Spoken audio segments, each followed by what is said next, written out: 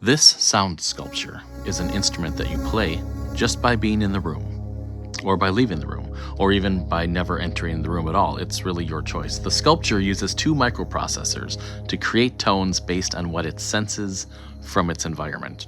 Ultimately, that's the core of this experiment, to experience an auditory outcome in real time from a tangled web of very rudimentary choices. The sculpture reacts to light levels and movement.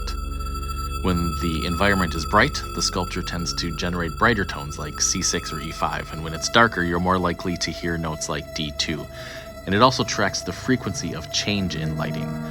The more change it senses, the louder the generated tones tend to be. And the same principle applies to motion sensing. When more movement is detected, there tends to be more notes of a shorter duration. With less movement, longer drone notes are more likely. With the two microprocessor tone generators working independently, even with very similar sensor readings, we end up with two different tonal compositions from each speaker. Essentially, while there are variations in tone generation, what we've discussed so far would suggest that the more still and quiet the room, the more chill and calming the generated tones would be.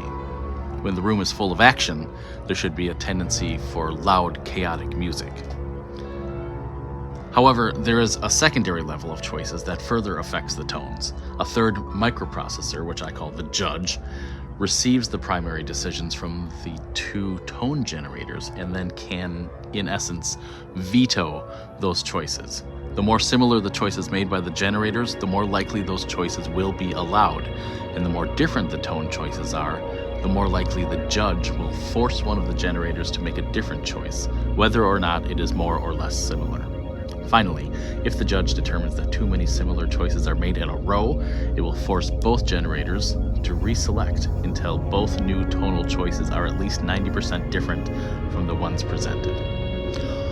All of this results in a device that senses the general vibe of a room and then often attempts to match that vibe with simple ambient tone generation.